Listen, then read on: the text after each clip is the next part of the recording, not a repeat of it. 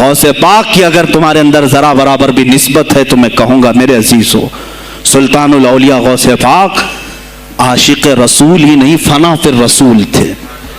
میرے نبی کی بات پر اگر کوئی انگلی بھی اٹھاتا آپ یا تو اپنی کرامت سے اس کا منہ توڑ جواب دے دیتے۔ کسی عیسائی نے صرف یہ کہا تھا میرے نبی عیسیٰ افضل ہے، وہ مردوں کو زندہ کرتے تھے، آپ کو جلال آیا، کہا محمد افضل نہیں ہے اس لیے کہ وہ مردے زندہ نہیں کرتے تھے، آپ اس کا ہاتھ پکڑ کر قبرستان لے گئے، میرے نبی پر بات کرتا ہے، میں تجھے زندہ کر کے دکھاتا ہوں۔ اپنی کرامت سے مردے کو زندہ کر کے دکھایا۔ اب بول کون افضل ہے، عیسیٰ افضل ہے کہ میں افضل ہوں؟ تو نے تو عیسیٰ علیہ السلام کو مردے زندہ کرتے دیکھا تو نہیں، لیکن عبد القادر کو سامنے دیکھا۔ غوث پاک نے کہا میں اپنا موازنہ عیسیٰ علیہ السلام سے نہیں کرتا ہرگز، لیکن یاد رکھنا میرے نبی پر اگر زبان کھولے گا تو عبد القادر اپنے قدم سے اس کو جواب دے گا۔ وہ جواب دیتے آپ کی زندگی ناموس رسالت کی حفاظت کے لیے گزری ہے۔ سلطان الاولیاء غوث پاک رضی اللہ تعالیٰ عنہ کی بارگاہ میں جب ایک سوال آیا کہ لوگ کہتے ہیں نبی ہر جگہ کیسے حاضر ہو سکتے ہیں، آپ نے خود کر کے دکھا دیا۔ کوئی صاحب آئے، کہا ہمارے گھر دعوت ہے آپ تشریف لائیں، کہا ٹھیک ہے آتا ہوں۔ تھوڑی دیر بعد دوسرے آئے، کہا ہمارے گھر دعوت آپ آئیں، سیم ٹائم پہ کئی 70 لوگ آئے، سب کی دعوت قبول کی۔ دوسرے دن شام میں لوگ آ کر کے فخر کر رہے ہیں آج میرے گھر شیخ عبد القادر جیلانی آئے تھے، دوسرا کہہ رہا نہیں میرے گھر آئے تھے، تیسرا کہہ رہا میرے گھر آئے تھے۔ ایک وقت میں سب گھروں پر کیسے؟ سبوں نے کہا انہی سے پوچھتے ہیں وہ کہاں گئے تھے۔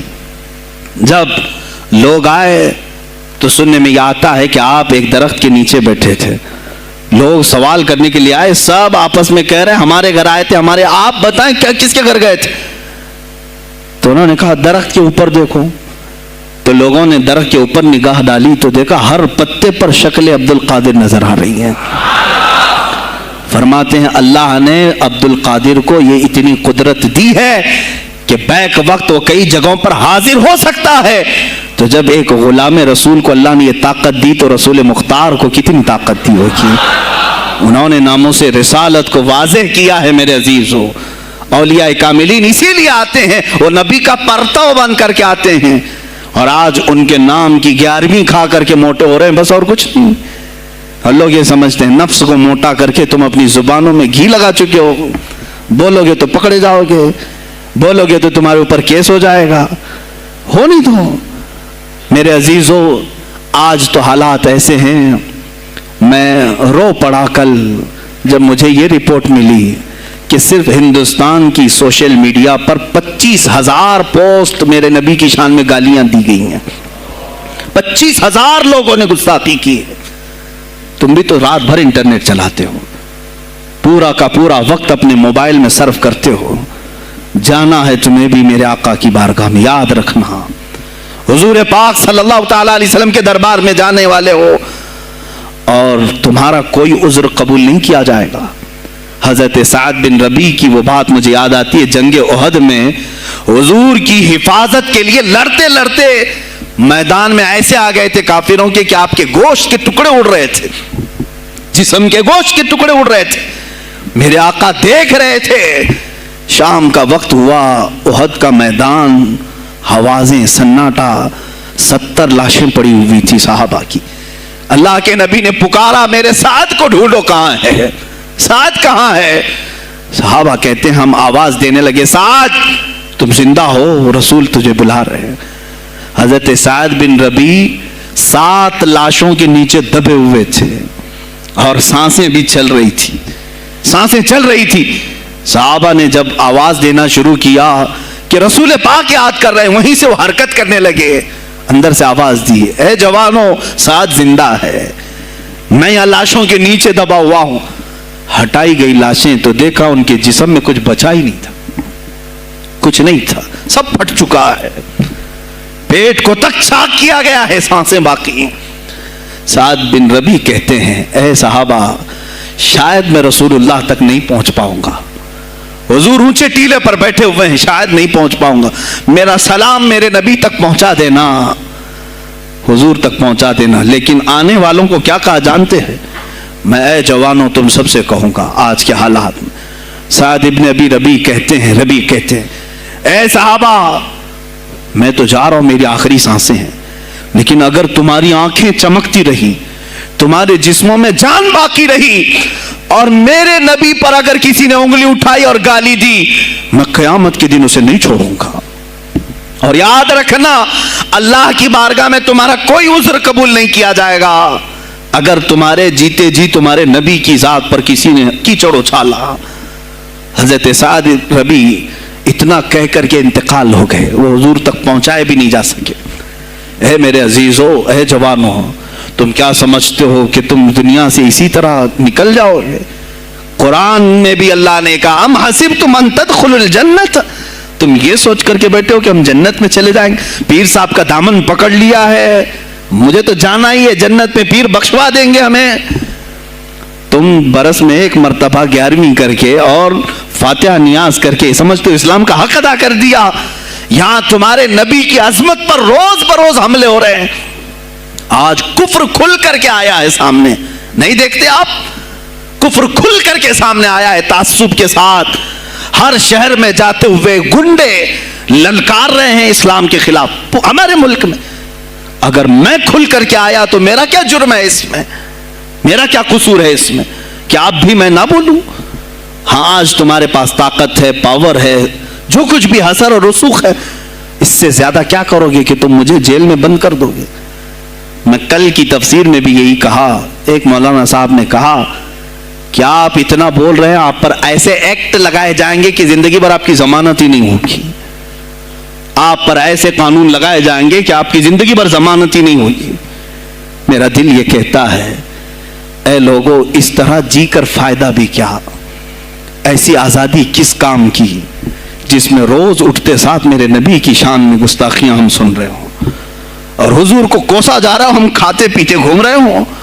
اس سے بہتر ہے کہ جیل کی کوٹری میں ہم زندگی گزار لیں, کل بارگاہ مصطفیٰ میں اٹھنے والا چہرہ تو رہے ہمارے پاس. اگر اللہ کے نبی صلی اللہ تعالی علیہ وسلم نے سوال کر لیا پکڑ کر کے کہ تیرے زندگی میں, تیری جوانی میں مجھ پر تو لوگ رنگیلا رسول کہہ رہے تھے, تو کیا کہہ رہا تھا؟ تو کیا کہہ رہا تھا اس زمانے؟ تم کیا کہو گے؟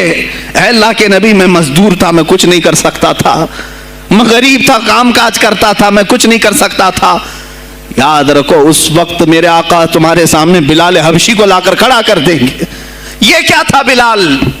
یہ تو غلام تھا, اس کی پیٹھ پر سل رکھ کر کے پیٹھ گلا دی جاتی, تب بھی اپنی زبان پر میرا نام لینا نہیں چھوڑتا تھا. تم کون سی مزدوری کی شکایت لے جاؤ گے؟ بہانہ کرو گے اللہ کی بارگاہ میں, رسول کی بارگاہ میں بہانہ کرو گے. اے گروہ علماء, تم کو اللہ نے ممبر دیے ہیں خطابت کے لیے, اللہ نے اپنے رسول کا ممبر تمہیں دیا ہے, اس لیے نہیں کہ تم حکومت کی خوشامدی کرو, تم اپنے وقت کے طاغوتی قوتوں کی خوشامدی کرو, اس لیے نہیں, بلکہ آج تم سے قوم مصافحہ کر کے ہاتھ چومتی ہے صرف اس لیے کہ تمہاری زبان پر نام مصطفیٰ ہے. آج علماء کی جو عزت ہے صرف اس لیے, تمہاری پگڑیاں, تمہارے جبے دیکھ کر کے قوم عزت نہیں کرتی, صرف اس لیے ان کے دلوں میں تم مچلتے ہو کہ تم مصطفیٰ کریم کی باتیں کرتے ہو. علماء کو جاننا چاہیے کہ تمہاری عزت نبی سے وابستہ ہے. آبرو ماذا نام مصطفیٰ است, ہماری آبرو, اقبال نے کہا تھا, ہماری آبرو نام مصطفیٰ سے وابستہ ہے. اگر اسی نام کو کسی نے چھیڑا تو پھر ہمارا جی کر مطلب کیا ہے؟ ہم کس کام کے؟ میں ایک مثال سے سمجھاتا ہوں. مسجد ہے, دیوار کے پینٹ کو اگر کسی نے کھرچ لیا تو ہو سکتا ہے معاف کر دیں, ہم اس کو چھوڑ دیں. کسی نے لکیر نکال دی دیوار پر, ہم چھوڑ دیں اس کو. لیکن میاں وہ ہمارے سامنے آ کر پلر ہلانے لگ گیا, اور مسجد کا یہ پلر توڑنے لگ گیا, خاموش بیٹھو گے؟ اور اگر تم خاموش بیٹھے تو اس کا انجام کیا ہوگا؟ اس نے پلر ہلایا تو صرف پلر نہیں ٹوٹے گا, یہ چھت پورا سب کے اوپر گرے گا. آج ظالم کفار پورے تمہاری جڑ کو ہلا رہے, میرے نبی کی ذات کو, سیدھے مصطفیٰ کریم کی ذات کو ہلا رہے ہیں. اللہ کے حبیب صلی اللہ تعالی علیہ وسلم کی ناموس کو ہلکے میں مت لینا میرے عزیزو. لاکھوں جانیں جاتی ہیں, جائیں اسلام پر. حضور اکرم صلی اللہ تعالی علیہ وسلم کی ذات کو ہلکے میں مت لینا. اور اگر انہوں نے ہلانا شروع کیا ہے اگر حضور کی ذات پر, حیرت ہو رہی, 25,000 پوسٹ تم میں سے کس نے کمپلینٹ کی ہے؟ سائبر کرائم کو کمپلینٹ کر سکتے تھے, ہمارے جذبات کو ٹھیس پہنچا ہے. ہم آزاد ملک میں رہ رہے ہیں, میرے نبی سے چھیڑ چھاڑ کیوں ہو رہی ہے؟ کسی نے آواز اٹھائی؟ کچھ ہیں اللہ ماشاء اللہ, کچھ علماء, کچھ وکلا اس کے پیچھے لگے ہوئے ہیں. لیکن میرے عزیزو, ہر مسلمان کا یہ حق ہے, تمہاری نسبت رسول پاک سے ہے.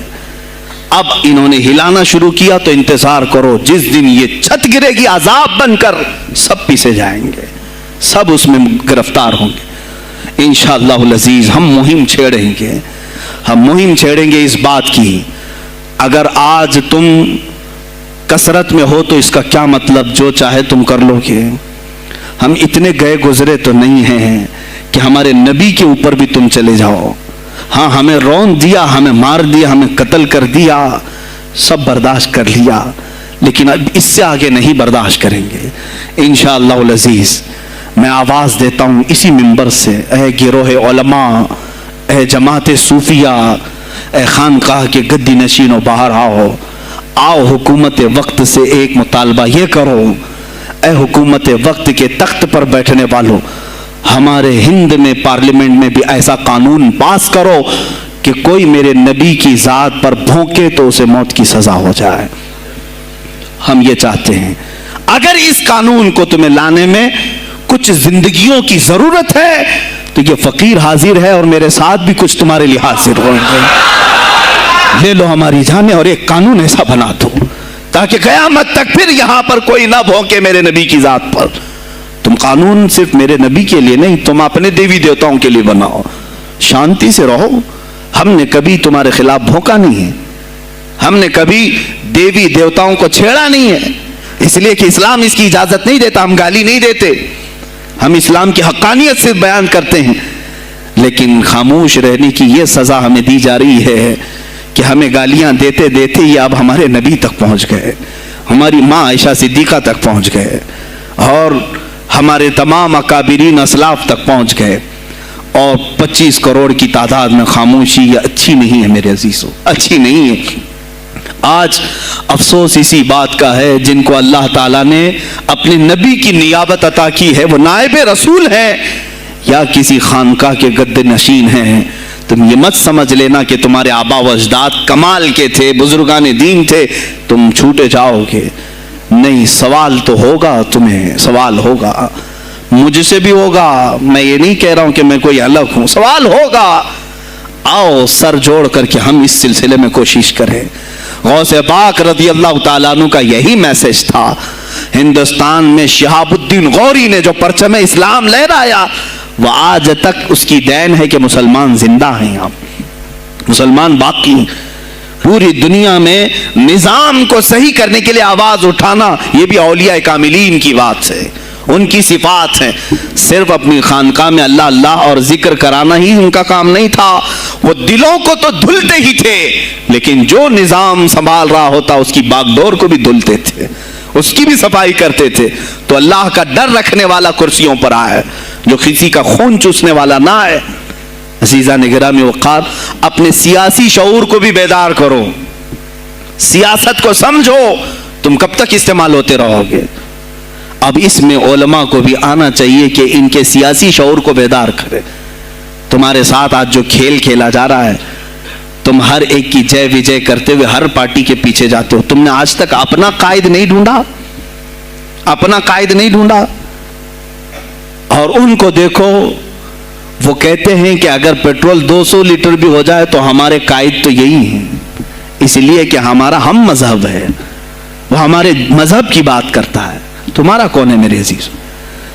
تم کسی پر متفق نہیں ہوتے, اور جو تمہارے لیڈر ہیں وہ کسی اور کے پلو میں چھپے ہوئے ہیں, ہاں کسی اور کی گود میں بیٹھے ہوئے ہیں. جا کر کے یہ سارے مسلمانوں کو کسی اور کے ہاں بیچ کر کے آتے ہیں. یہ سیاسی شعور بیدار کرو. مجھے معلوم ہے میری یہ باتوں کا سب سے زیادہ ایکشن کون لے گا, مجھے معلوم ہے. سب سے زیادہ کس کو کھلبلی مچے گی وہ بھی مجھے معلوم ہے. اس لیے کہ میں ان سیکولر پارٹیوں کے بارے میں بول رہا ہوں جو چہرہ سیکولر بتا کر کے ہم آپ سب کے ووٹ لے کر کے چلے جاتے ہیں, اور پھر مجھے بتاؤ جن کو تم اپنا مسیحا سمجھ کر کے ان کے پیچھے جے جے کرتے گھومتے رہتے ہو, تمہارے مذہب پر آج کیا حملے نہیں ہوئے ہیں, کیا نہیں ہوئے. کشمیر آج تک جل رہا ہے, کہاں یہ کانگریس کیوں نہیں بات کرتی ہے؟ جو پورے مسلمانوں کی مسیحا ہے؟ کہاں ہے وہ سماجوادی، وہ بی ایس پی، فلاں فلاں فلاں جو پارٹیاں جن میں سب مسلمان جاتے ہیں؟ کیا ان کو اتنا بھی شعور نہیں کہ وہ پارلیمنٹ میں اس کے خلاف بات کریں، کہیں کہ یہ مسلمانوں کے ساتھ ظلم ہو رہا ہے، ہم ان کے ووٹ لیتے ہیں؟ نہیں بات کریں گے، یہ صرف اور صرف تمہیں استعمال کرتے ہیں، اور انہیں معلوم بھی ہے ہم نے ان سب کو خریدا ہے، ان کے لیڈروں کے منہ میں اپنی زبان رکھی ہوئی، یہ کوئی بولے گا نہیں، انہیں معلوم ہے۔ تمہیں یہ اندازہ نہیں میرے عزیزو، آج میں بولوں تو لوگوں کو تکلیف ہوگی۔ کشمیر کے ایسے حالات ہیں، رو رہے ہیں وہاں پر۔ ایک مولانا ہے، مسجد کے امام ہیں، انہوں نے کہا، باضابطہ حلفیہ کہا نوجوان میرے پاس نماز کے لیے آتا تھا، اس نے یہ کہا کہ حضرت کیا سوسائڈ کرنے کی اجازت ہے؟ کہا کیوں؟ کہا میرے گھر میں کچھ لوگ داخل ہوئے، میں ان کا نام ذکر نہیں کر رہا ہوں، کچھ لوگ داخل ہوئے، مجھے ہاتھ باندھ کر کے کھڑا کیا، میری ماں اور میری بہن کو ننگا کیا، میرے سامنے کپڑے اتارے اور ان کی عزت لوٹی، اور اس کے بعد مجھے ہاتھ کھول کر کے چھوڑ دیا۔ مجھے بتائیں اس کے بعد بھی جینے کا کوئی مقصد رہتا ہے؟ مجھے بتائیں اس کے بعد بھی جینے کا کوئی حاصل ہے؟ یہ سب تمہارے ساتھ بھی ہوگا۔ جہاں میجورٹی ان کی مسلمانوں کی تھی وہاں یہ ننگا ناچ کر کے دکھایا ہے، تو یہاں تو تم بہت قلت میں ہو، تمہارے ساتھ بہت کچھ ہو سکتے ہیں، اب بھی اگر خاموش رہے۔ اسی لیے میں بار بار کہتا ہوں، اٹھو وہ گھر نہ حشر نہ ہوگا پھر کبھی، دوڑو کہ زمانہ چال اپنی چل گیا۔ تم اپنی سیاست کو منتخب کرو، تم اپنی قیادت کو منتخب کرو، اور اگر ابھی بھی سیاسی لاشعوری کی زندگی گزارتے رہو گے، لقمے بنتے چلے جاؤ گے، یہ کھاتے چلے جائیں گے۔ بات میں سلطان الاولیاء غوث پاک کی کر رہا تھا، لیکن مجھے یہ حالات پر گفتگو ضرور کرنی ہے، اس لیے کہ مجھے معلوم نہیں ہے کہ میری زبان پر کب تالے لگائے جائیں گے یا میری گردن پر کب چھری پھیری جائے گی، مجھے اس کا اندازہ نہیں۔ لیکن اے مسلمانوں، تم میری ذات سے الجھتے ہو تو الجھ جاؤ، مجھے اگر بلیم کرتے ہو، تانے مارتے ہو تو مار لو، چند دنوں کی بات ہے، جب تک میری سانسیں چل رہی ہیں تب تک مجھے گالیاں دو گے، لیکن جس دن میں بھی دنیا سے جاؤں گا اس دن تم ہماری باتیں یاد رکھو گے، اس دن یاد کرو گے۔ مجھے اپنے بچوں کو یہی بتانا ہے کہ اب وہ دور آیا ہے جہاں ممبروں سے بھی بولنے میں اب گھبراہٹ ہے، لوگ اپنے خوف کے مارے ایسے ہیں کہ اپنی روزی روٹی کے چکر میں میرے مصطفیٰ کی گالیاں سننا برداشت کر رہے ہیں۔ دیتا ہے دینے دو نا، ہمارا کیا بگڑتا ہے؟ اس پوزیشن میں تم آئے ہو آج، تمہارا امام جب اتنا بزدل ہے تو تمہارے دلوں میں کون سا ایمان باقی رہ جائے گا؟ اس لیے شعور پیدا کرو، اگر اولیاء کی نسبت تمہارے دل میں ذرا برابر بھی باقی ہے تو اٹھو میرے عزیزو، آپ قیامت کے دن جواب دہ ہوں گے میرے نبی صلی اللہ تعالیٰ علیہ وسلم کی عظمت پر۔ آج جو حملے ہو رہے ہیں یہ ہماری زندگی کا سب سے بڑا ایشو ہے۔ آج مطالبے کرو، مانگو تو کس چیز کو مانگو؟ بس یہ ہے کہ میری نبی کی عزت سلامت رہے، مجھے دنیا میں اور کچھ نہیں چاہیے۔ اتنا مطالبہ تو کر سکتے ہو، اتنا مطالبہ کرو، اور پھر دیکھو میرے مصطفیٰ کی طرف سے انعام کیا ملے گا، اللہ کی طرف سے انعام کیا ملے گا۔ ارے وہ مرد قلندر جو پاکستان میں ابھی شہید ہوا، کس بات کا اعلان کرتا تھا، کس کو پکارتا تھا، کس کو للکارتا تھا؟ صرف یہی تو بات کرتا تھا کہ تاجدار ختم نبوت، اور میدان میں معذوری کے ساتھ بھی آ کر کہتا تھا لبیک یا رسول اللہ، اے اللہ کے رسول میں حاضر ہوں، اپنی جان لے کر آیا ہوں۔ اور تم یاد رکھنا، تمہاری ٹانگیں تو سلامت ہے، کل بروز قیامت ہو سکتا ہے تمہارا سامنا اس خادم حسین سے ہو، تمہاری ٹانگیں دیکھ کر کے پوچھی جائیں گی۔ معذور ہونے کے بعد جب کوئی میدان میں میرے نبی کی عظمت پر پہرا دینے کے لیے آ سکتا ہے تو تم نے اپنی ٹانگیں کس کام کے لیے رکھی تھی؟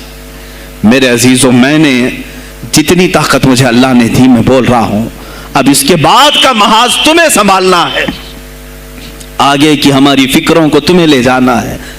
شاید اس زمانے میں ہم جی رہے ہیں جہاں اتنی آزادی نہیں ہوگی، چھوٹی سی بات کو آج بہت بڑا بنا کر کے اسے ختم کیا جاتا ہے، لیکن مجھے اندازہ ہے اس بات کا، ہندوستان کی آزادی میں بھی میرے اکابرین میں 30,000 علماء نے اپنی جانیں دی ہیں، کشمیر سے لے کر دلی تک ہر درخت پر ایک عالم کی لاش لٹکی ہوئی تھی. ان کی جانیں، ان کی قربانیاں رائیگاں نہیں گئیں. 70 سال سے ہم مزے لے رہے ہیں، ان کی قربانیاں ہیں یہ. علامہ فضل حق خیر آبادی کو انڈمان نکوبار پوری زندگی کے لیے قید کر کے ختم کر دیا گیا، مزار بھی وہیں پر ہے آج. تو آج مجھے اندازہ ہے اگر میں نے اس بات کی شروعات کی ہے، ہو سکتا ہے یہ جو کچھ بھی ہمارے ساتھ کریں، لیکن مجھے میرے رب ذوالجلال کی ذات پر یقین ہے. میں یہی کہوں گا، اے اللہ، اگر ہمارے مقدر میں شہادت ہے تو اس سے بہتر کوئی اور موت ہے نہیں. اے رب ذوالجلال، اس حالت میں دنیا سے اٹھا جب تو ہم سے راضی ہو. اگر تو نے ہمارے لیے ایک لمحے کے لیے بھی ناراضی ہے، مولا پھر ہمیں مہلت دے دے کہ تجھے راضی کر کے جائے، تجھے راضی کر کے جائے. میرے مصطفیٰ صلی اللہ تعالیٰ علیہ وسلم کو قبر میں ہمیں دیکھنا ہے، اس لیے ہم قبر میں جا رہے ہیں، لیکن اس حال میں دنیا سے جائیں کہ ان کی عظمت پر کچھ بول تو سکیں، ان کی ناموس پہ کچھ کر تو سکیں.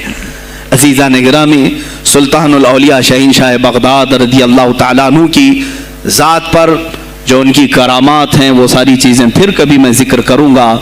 آج اسی پر میں اختتام کرتا ہوں. اسی پر جیو اور اسی پر مرو. انہیں جانا انہیں مانا، نہ رکھا غیر سے کھا. للہ الحمد، میں دنیا سے مسلمان گیا. آج لے ان کی پناہ، آج مدد مانگ ان سے، پھر نہ مانیں گے قیامت میں اگر مان گیا. اس لیے کہ رسول پاک صلی اللہ تعالیٰ علیہ وسلم کے سوا کوئی اس قیامت کے میدان میں تمہارا دستگیر نہیں ہے. جب تک وہ تیری سفارش نہ کریں، اللہ بھی تجھ سے کلام کرنے والا نہیں ہے. جب امام اہل سنت نے یہاں تک کہہ دیا خلیل و نجی مسیح و صفی سبھی سے کہیں نہ بنی، یہ بے خبری کی خلق پھری کہاں سے کہاں تمہارے لیے، رسول پاک ہی کے لیے تم وہاں پر بھی اٹھائے جاؤ گے. میں یہی میسج دے کر کے جاؤں گا جو میرے مرشد گرامی نے آخری وقت دیا تھا. زندگی یہ نہیں کسی کی کسی کے لیے، زندگی ہے نبی کی نبی کے لیے. نہ سمجھ مرتے ہیں زندگی کے لیے، نہ سمجھ مرتے ہیں زندگی کے لیے. جینا مرنا ہے سب کچھ نبی کے لیے. بلحوث سن، سیم و زر کی بندگی اچھی نہیں. بلحوث کہتے ہیں ہوس کا پجاری، خواہشات کا پجاری. میرا مرشد یہ کہہ کر گیا ہے ہمیں، بلحوث سن، سیم و زر کی بندگی اچھی نہیں. ان کے در کی بھیک اچھی، سروری اچھی نہیں. ان کے در کی بھیک اچھی، سروری اچھی نہیں. اور کہتے ہیں جو پیا کو بھائے اختر وہ سہانا راگ ہے.